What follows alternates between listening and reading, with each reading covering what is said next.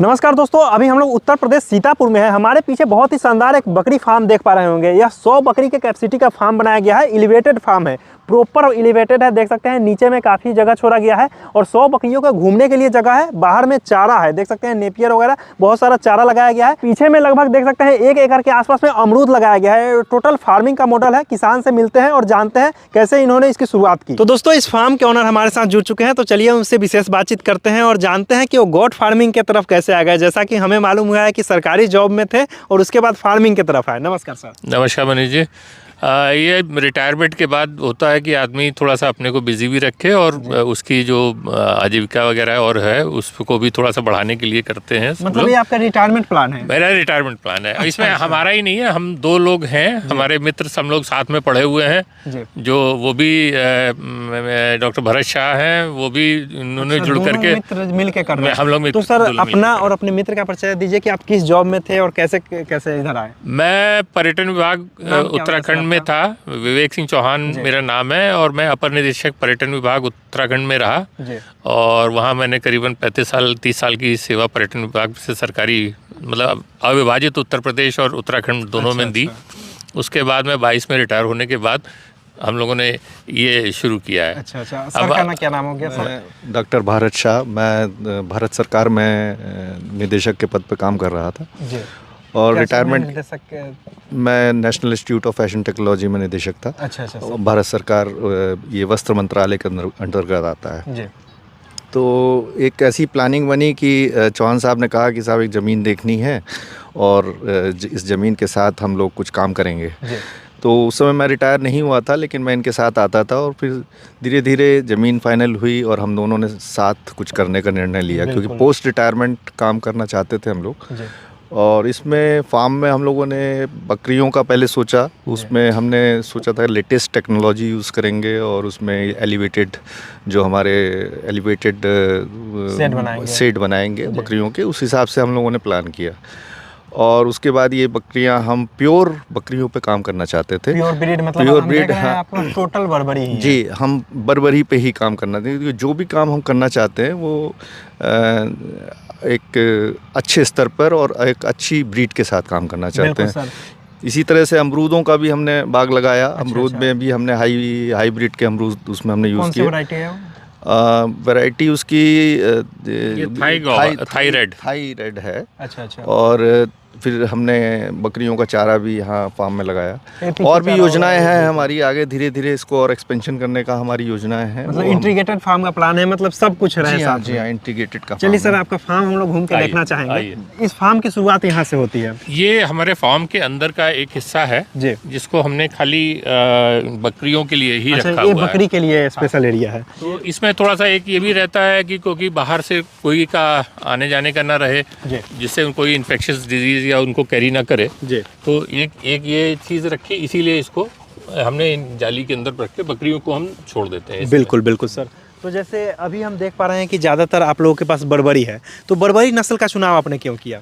देखिए, ऐसा था कि मैंने जब ये चूँकि ये विषय जब मैंने जो नौकरी करी उसमें ये विषय नहीं था, तो फिर मैंने इस पे थोड़ा रिसर्च अपने तरह से किया और उसके बाद फिर जो है मैंने जो है CSWRI टोंक में है भारत सरकार का संस्थान जो बकरियों पे और भेड़ पे काम करता है। अच्छा। और इसके अलावा CIRG दो जगह से हमने पूरी इसकी ट्रेनिंग ली। अच्छा। ट्रेनिंग लेने के बाद फिर जो इस क्षेत्र में ज़्यादातर चलती हैं बकरियां। अच्छा, हम एक चीज़ अगर किसानों का पर्सपेक्टिव से जानना चाहें तो दोनों जगह में कहाँ का अनुभव आपको ज़्यादा बेहतर लगा? देखिए, अगर मैं अपने व्यक्तिगत अनुभव की बात करूँ तो जो CSWRI का मुझे जो वहाँ पे ट्रेनिंग प्रोग्राम था उनका, वो ज़्यादा किसान ओरिएंटेड लगा। जो एंटरप्रेन्योर है या जो नए लोग चलाना चाहते हैं उस तरह से उन्होंने ज़्यादा उस पर। हाँ। ठीक है, तो उसके बाद आप इस डिसीजन पे पहुंचे कि बर्बरी पालेंगे। अच्छा, वहाँ पे मतलब आपको इस तरह से बताया गया बर्बरी बेस्ट? नहीं, उन्होंने नहीं बताया, पर चूंकि क्षेत्र में जो क्या चल रहा है होता क्या है कि जैसे कहीं बाहर की, अगर बिहार की बात करें या महाराष्ट्र की, बिहार में जैसे ब्लैक बंगाल ज़्यादा चलती है, बिल्कुल। यहाँ पे बर्बरी है ज़्यादा इस एरिया में। यूपी के हाँ, लखनऊ एरिया लखनऊ और जो पूरा इधर का आपका इटावा, मैनपुरी और आगरा, मथुरा का एरिया है, यहाँ पे बर्बरी का बेल्ट चलता है। बिल्कुल। तो उस कारण से बर्बरी का सिलेक्शन हुआ। अभी आपके पास हम देख पा रहे हैं कि 70-80 बड़े बकरी होंगे, और जानवर अगर छोटे मिला दिया जाए तो 20-25 अभी छोटे भी जानवर हैं। हमारे पास करीबन जो है 40 तो जो है वो बड़े जानवर हैं। अच्छा, जो मदर गोट है। हाँ, जो मदर गोट्स हैं। अच्छा अच्छा। और उसके अलावा अभी 35 से 38 के आसपास जो है वो हमारे पास जो है बच्चे हैं। अच्छा, छोटे बच्चे हैं। मतलब जो मेरे पास करीबन 1 हफ्ते की से लेकर के और 4 महीने तक के एज ग्रुप के हैं। अच्छा अच्छा। तो अभी खाना खिलाने का इसका समय है क्या? अभी खिला रहे हैं? ये इनको ड्राई फूड फॉडर देते हैं, क्योंकि आजकल जाड़ा है तो इनको ड्राई फॉडर दिया जाता है। और शाम को जो है, सुबह के टाइम इनको जो इनका दाना होता है वो दाना हम लोग देते हैं, और शाम को जो है हरा चारा। अच्छा। और दोपहर में इनको जो है ये ड्राई फॉडर देते हैं। तो 2 मित्र सरकारी जॉब से रिटायरमेंट के बाद बकरी पालन कर रहे हैं, कैसा फील कर रहे हैं सर? नहीं, अच्छा है जॉब। देखिए, कोई भी काम बुरा नहीं है अगर आप ईमानदारी से कर रहे हैं। और चूंकि चीज़ थोड़ा सा, अब हम लोगों ने जीवन काफ़ी देखा, अनुभव लिया, तो उसके बाद ये है कि कुछ ना कुछ तो करना ही था। तो लाइव स्टॉक की इस समय जो है, खासतौर से गोट्स की हमेशा डिमांड मार्केट में बनी रहती है। ठीक है। दूसरा, ये बहुत ज़्यादा कोई अभी ऑर्गेनाइज सेक्टर नहीं है। अच्छा, गोट फार्मिंग में है कि गांव में कोई 1-2 पाल लेता है, उसके बाद उसके जो बच्चे हुए हैं। बिल्कुल। अगर फार्म देखा जाए तो हर कोई जानते होंगे कि उनके शहर में अगर कोई अच्छा फार्म खोजे तो 1 ही 2 ही होगा, शायद किसी शहर में होगा भी नहीं। जैसे मुझे, जब मैंने बर्बरी प्योर ढूंढी तो ढूंढने में मुझे काफ़ी परेशानी हुई, और देखा तो सब जगह से कोई 1, 2, 4 थे। मथुरा में एक मुझे फार्म मिला जहाँ से हमने कुछ बकरियाँ ली थी, वो उन्होंने बहुत अच्छा तरह से कर रखा है। अदरवाइज़ जो है वो बहुत ऑर्गेनाइज नहीं मिला मुझे। अच्छा, अब सभी बकरी पर आप मार्किंग किए हुए हैं, नंबर लिखे हुए हैं ब्लैक, वो क्या? नंबरिंग से बहुत चीज़ें आसान होती हैं। एक तो ये है कि जैसे आप इनको वैक्सीन लगा रहे हैं तो आपको पता है कि किस जानवर को आपने कब वैक्सीन दी, या कोई आप उनको प्रोटीन सप्लीमेंट दे रहे हैं, विटामिन सप्लीमेंट दे रहे हैं, किसको देना है किसको नहीं देना है। दूसरा, कोई कब बकरी, कौन से नंबर की बकरी किस तारीख को क्रॉस हुई, वो कब फिर बच्चे देगी। बड़े क्या कुछ बड़ी इस तरीके का है कि वो जल्दी पहचान में भी नहीं आती है। वो सब एक ही तरह से लगती हैं।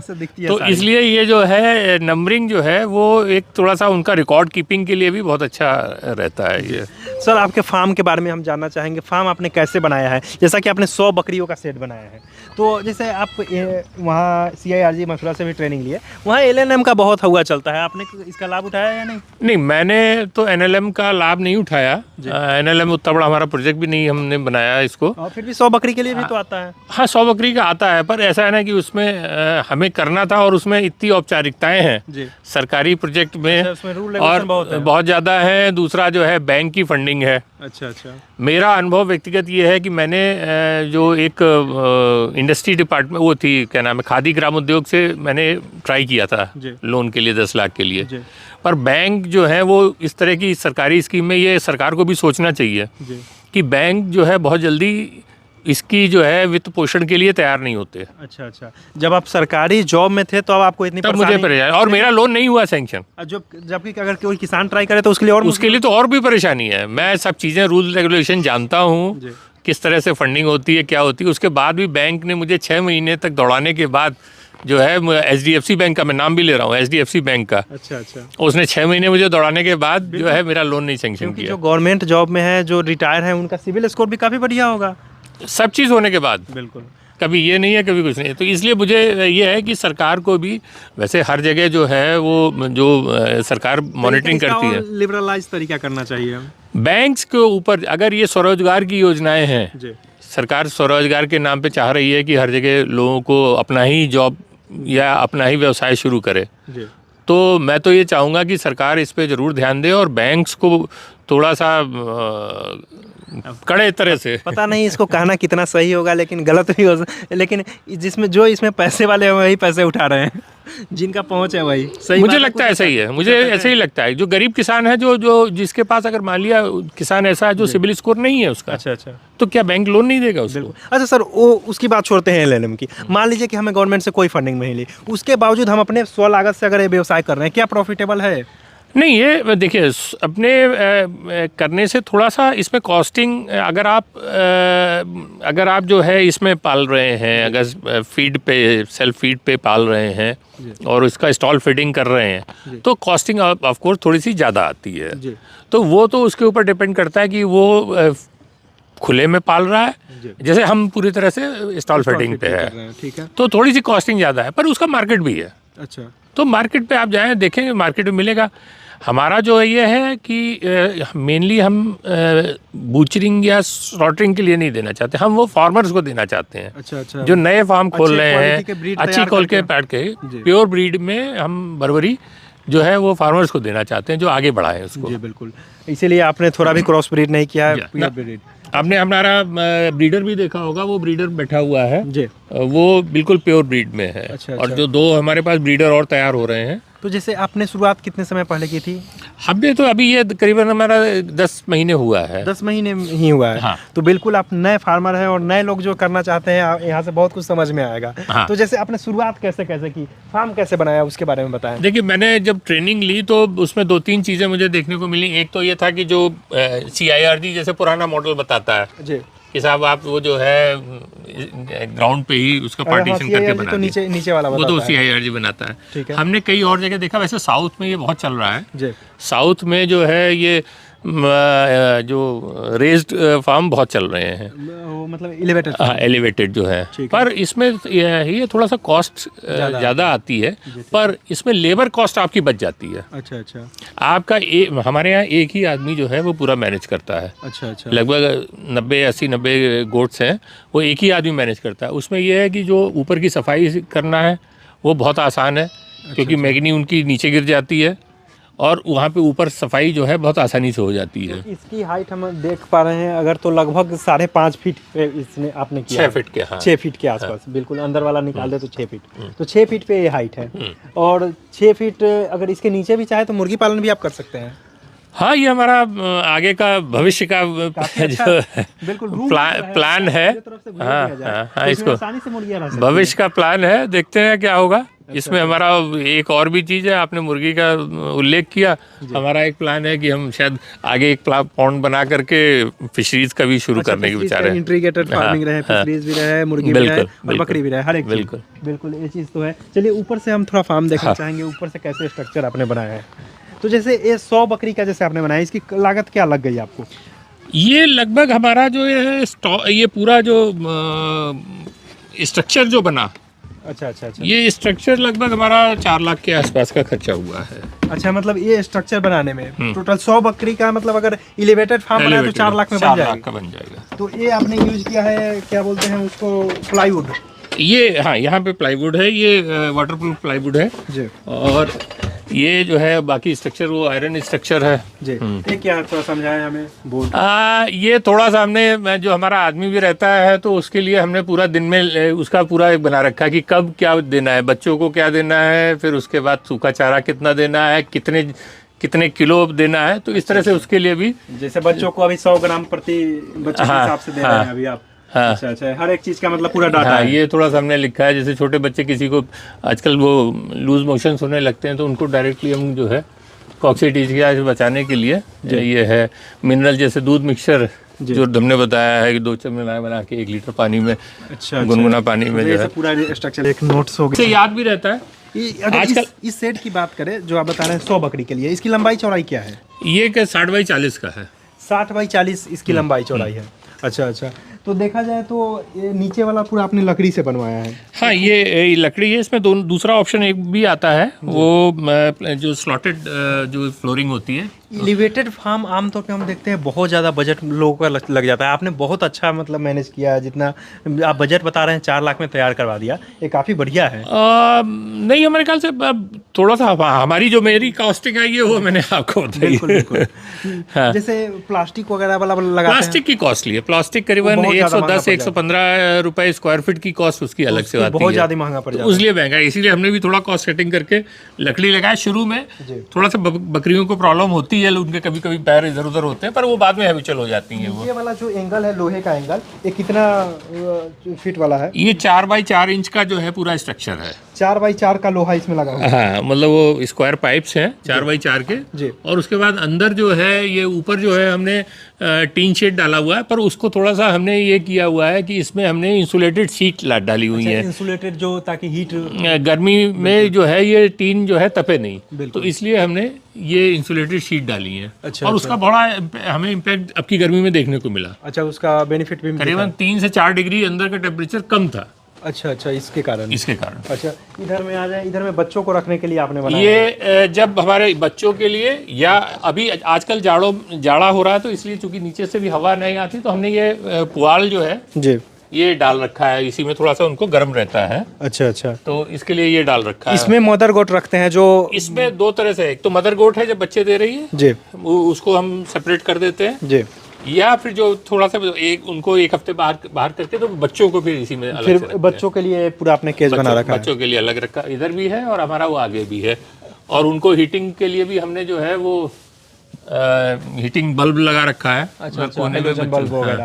अच्छा, उसमें जो सबसे छोटे बच्चे होते हैं, छोटे बच्चे जो हैं वो उसमें रखते हैं। अच्छा, इसका फीडर अंदर की तरफ? फीडर हमने अंदर की तरफ रखा हुआ है। अच्छा, बहुत में बाहर की तरफ होता है वो, अंदर की तरफ रखने के कारण? नहीं, ऐसा नहीं था। अगर थोड़ा सा हमने स्पेस ज़्यादा यूटिलाइज किया, अगर हम बीच में ये रखते तो गैलरी हमारी चूंकि छोटी थी तो और वो कंजेस्टेड हो जाती है स्पेस के कारण। अपने अंदर रखने से कोई परेशानी वगैरह? नहीं, कोई परेशानी नहीं है। अगर आप जो है प्रॉपर उसकी साइज में रखेंगे तो आ जाएगा। अच्छा, फीडर भी आपने बनाया, वो 6 इंची वाला पाइप है क्या, कि ज़्यादा है उससे? ये 12 इंच का पाइप है। 12 इंच का पाइप है, 6 इंच तो बहुत पतला होता है। ये 12 इंच का पाइप है, उसको मैंने हाफ कट करके जी, ये कॉस्ट कटिंग तो करनी है ना आपको। बिल्कुल खर्च जहाँ जितना बचाएंगे उतना, मतलब खर्च बचाना वो प्रॉफिट हो गया वो। बिल्कुल बकरी पालन में जितना खर्च बच जाए उतना बढ़िया है। अच्छा, साइड से आपने जो टीन सेट मरवा दिया है? हाँ, ये नीचे थोड़ा है, ये परमानेंट है। तीन से आपको नहीं लगता कि आपने थोड़ा और करवाना चाहिए था ऊंचा? जैसे ये देख रहे हैं 3 फीट के आसपास है, कम हो जाता है। 4 फीट रखते तो फिर हीट स्ट्रोक फिर या फिर ठंडा का स्ट्रोक भी तो मार सकता है। नहीं आता अभी तो नहीं किया, इसीलिए इसको जो है हाँ, एक चीज है कि बर्बरी की साइज हाइट छोटी होती है। क्योंकि अगर दूसरा बड़ा नस्ल रखना रहता, अगर आप बीटल या फिर सिंपल कोई राजस्थानी बकरी रखते तो इतना हाइट में काम नहीं चलता, क्योंकि उसका हाइट ही इतना आ जाता। दूसरा हमने जाड़ों में थोड़ा हवा रोकने के लिए मतलब माइंड सेट है कि सिर्फ बर्बरी पे काम करना है। अभी तक तो हमारा यही माइंड सेट है कि बर्बरी ही रखेंगे। ओह, अच्छा, तो उसके हिसाब से क्योंकि देख रहे हैं कि एक तो वैसे भी बड़े खूबसूरत जानवर है जी, और दूसरा ये है कि जो इस एरिया में जो भी अपने को अडॉप्ट कर ले जी, जो यहाँ के इन्वायरमेंट है उसमें अडॉप्ट करेगी, सबसे अच्छी ब्रीड यही है। बर्बरी इजीली अडॉप्ट कर जाती है ना? बर्बरी है या फिर देसी है, मतलब अगर आप ब्रीड में बात करें तो यही है। क्या चीज़ का आप ये लकड़ी का यूज किए हैं? ये यूकलिप्टस है। यूकलिप्टस। अच्छा, इसकी लकड़ी मजबूत होती है क्या? हाँ, मजबूत होती है इसका। ओह, अच्छा। अगर इसका लाइफ की बात करें तो कितना समय तक ये चलेगा? देखिए, मतलब अगर ये टूटती नहीं है, मतलब कोई अगर ज़्यादा वेट ना आए या कोई है तो इसमें तो कोई खराबी होती नहीं है। ठीक है। अगर कोई होता है कि जैसे इसमें कीड़े भी नहीं लगते हैं यूकलिप्टस में, एक खास बात ये है। ओह, अच्छा, तो उस हिसाब से लाइफ तो इसकी 7-8 साल तो मिनिमम है ही है। अच्छा, 7-8 साल मिनिमम है। बिल्कुल। तो मतलब देखा जाए तो टोटल आपका फार्म बनाने में 4 लाख का खर्चा आया है। हाँ। आपके हिसाब से इतना ठीक है? अभी ये है कि नहीं, बचा तो नहीं सकते थे, क्योंकि हमने थोड़ा सा अपने हिसाब से काफ़ी मार्केट सर्वे और उसके बाद ही ये सब किया है। बिल्कुल, क्योंकि ज़्यादा बचाएंगे तो फिर नुकसान भी हो सकता है। नहीं, आपको एक सीमा तक ही आप बचा सकते हो, आपको मिनिमम फैसिलिटी तो देनी पड़ेगी ना। बिल्कुल। तो वो चीज़ें हैं। सामने में एक आपने रूम बनाया है, इसमें हमारा जो है वो केयर टेकर जो हमने रखे हुए हैं उनको रखा हुआ है, और ये उनके लिए रूम भी ऊपर में ही आपने बना दिया है। हाँ, वो रहने के लिए। और गया ऊपर में पानी का टंकी भी हो गया। इन्होंने भी थोड़ा सा बच्चों को इसके अंदर रख रखा है, क्योंकि जाड़ा। थोड़ा बच्चों को दिखाइएगा। सबसे ज्यादा छोटे बच्चे हैं उसको आपने इसमें रखा है। ये सब है। ये अभी कितने दिन के बच्चे हैं? ये अभी सब एक हफ्ते से एक हफ्ते के हैं बच्चे ये। अच्छा, एक हफ्ते वाले बच्चे हैं, तो इसीलिए इसको अभी बिल्कुल अभी अंदर कर दीजिए, ठंड काफी है। ये है। अच्छा। काफी छोटे, तो मतलब एक तरह से छोटे बच्चों को रखने के लिए भी हो गया, एक लेबर रूम भी हो गया।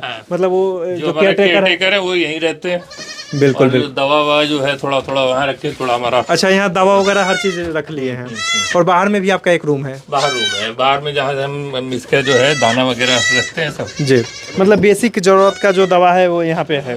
अच्छा, वो भी पूरा काम कर लेते हैं। और उसमें ये रहता है कि चूंकि यहाँ पे रहने से ये है कि रात में भी मान लिया किसी तरह का कोई अगर जानवर की आवाज़ है, समस्या उसको लग रही है, तो बगल में रहेंगे तो जल्दी सुनाई देगा, समझ में भी आएगा। बिल्कुल, ये तो काफ़ी बढ़िया आपने किया है।